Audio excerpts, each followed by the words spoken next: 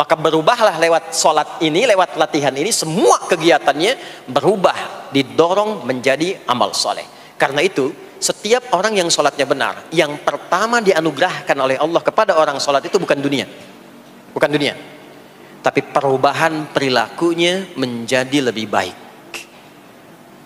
Bismillahirrahmanirrahim.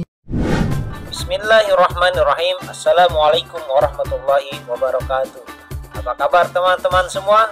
Semoga kita semua selalu dalam keadaan sehat, selalu dalam rahmat Allah, dan selalu dalam lindungan Allah Subhanahu wa ta'ala. Amin ya rabbal alamin. Setiap manusia pasti mempunyai suatu masalah, bisa masalah kecil atau masalah berat. Bagaimana kita menyikapi apabila kita ada masalah? Yuk kita dengarkan penjelasan dari Ustadz Adi Hidayat. Tapi sebelum itu jangan lupa subscribe, like, share, dan komen.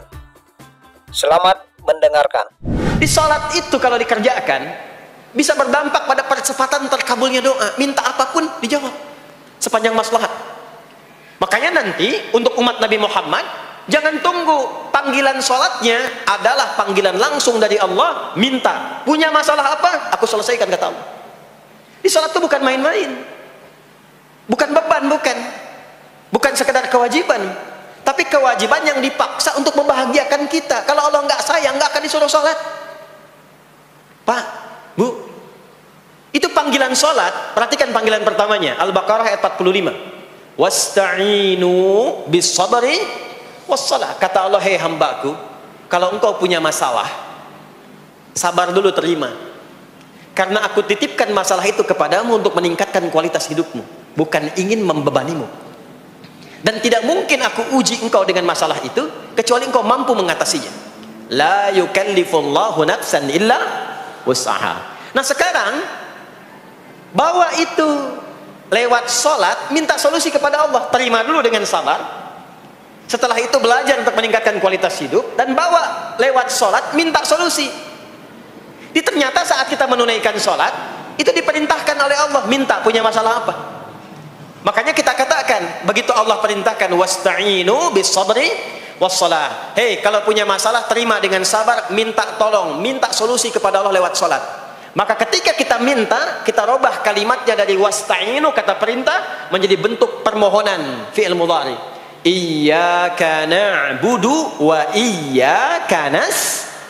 Itu ketika Anda mengucapkan iyyaka na'budu wa iyyaka nasta'in, fikihnya begini, ucapkan di lisan, hadirkan dalam hati dan pikiran kita masalah apa yang sedang kita rasakan.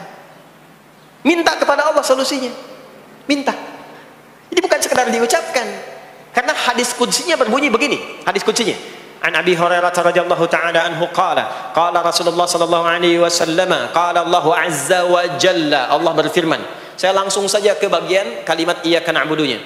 Idza qala al-'abdu, kalau seorang hamba berkata dalam salatnya, iyyaka na'budu wa iyyaka nasta'in. Ya Allah, sekarang hamba salat kepadamu, ibadah hanya kepadamu, seperti yang kau perintahkan. Maka hamba memohon kepadamu, ya Allah, seperti yang kau janjikan. Wa iyyaka nasta'in. Lalu hadirkan dalam benak kita, ya Allah, engkau maha tahu sebelum hamba ungkapkan. Hamba punya persoalan ini. Mohon kepadamu, ya Allah, hilangkan semua masalah itu.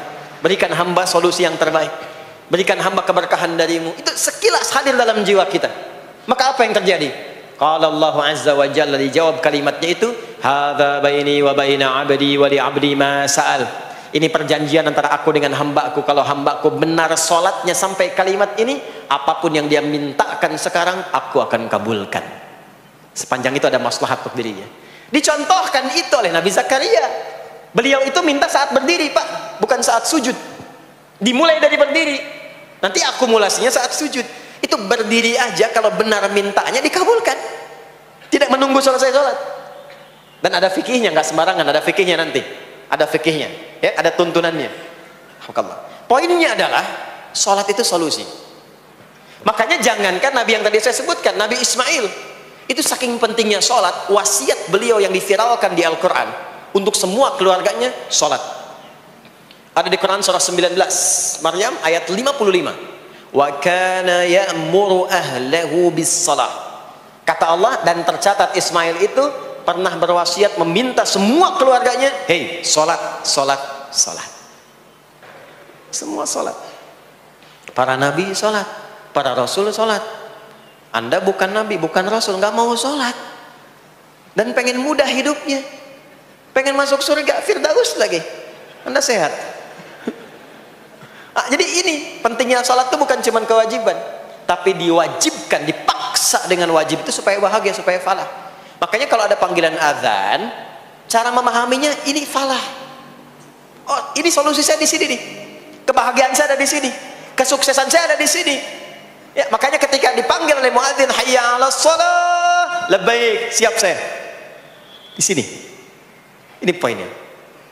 Nah, saya sambungkan kembali, ya. Ketika seseorang dilatih lewat sholat dan sudah mulai tersambung dengan Allah Subhanahu wa Ta'ala, maksudnya ingat Allah, tertatalah semua aktivitasnya, maka berubahlah lewat sholat ini, lewat latihan ini, semua kegiatannya berubah, didorong menjadi amal soleh. Karena itu, setiap orang yang sholatnya benar, yang pertama dianugerahkan oleh Allah kepada orang sholat itu bukan dunia, bukan dunia, tapi perubahan perilakunya menjadi lebih baik. Jadi bukan kaya dulu, ya. Abdurrahman bin Auf tuh hijrah masuk Islam, dilatih sholat, malah hartanya hilang semua, dirampas. Tapi setelah itu jadi apa? Jadi orang paling kaya, ya. Abu Bakar As-Siddiq, Utsman bin Affan, Umar bin Khattab, pertama kali masuk Islam kan latihannya sholat. Apakah langsung kaya? Jadi pemimpin? Jadi diplomat? Amr bin As bisa ekspedisi dari Afrika Utara sampai ke Syam? Tidak. Yang diberikan apa? Perubahan perilaku dulu. Itulah sholat. Sholat. Jadi sholat itu merubah keadaan kita lebih baik. Itulah sebabnya kenapa 5 waktu. Karena Allah inginkan di setiap waktu kita jadi orang baik. Di setiap waktu kita bahagia. Setiap waktu selesai persoalan. Datang masalah subuh, ya, antara subuh ke zuhur kan ada masalah tuh. Gak mungkin ada orang dari subuh ke zuhur gak punya masalah tuh, gak mungkin. Tuh wajahnya udah kelihatan tuh. Ya, makanya kita datang, ya, menghadap kepada Allah, minta diselesaikan, minta diberikan taufik, sujud kita, diberikanlah solusi. Zuhur ke asar ada masalah, datang saat asar. Asar ke maghrib punya masalah, datang. Makanya semua ulama dulu seperti itu. Al-Bukhari itu menuliskan kitab sahihnya itu 16 tahun. Setiap satu hadis akan ditulis, sholat dulu, sholat dulu. Begitu tenang, nyaman, baru tuliskan. 16 tahun. Itulah sholat. Nah, itulah teman-teman penjelasan singkat dan padat dari Ustadz Adi Hidayat. Kata kuncinya adalah sholat. Dengan sholat akan merubah perilaku kita lebih baik. Dengan sholat akan memberikan solusi kehidupan kita. Demikian untuk kajian kali ini. Semoga bermanfaat. Subhanakallahumma wa bihamdika asyhadu alla ilaha illa anta astaghfiruka wa atubu ilaik. Wassalamualaikum warahmatullahi wabarakatuh.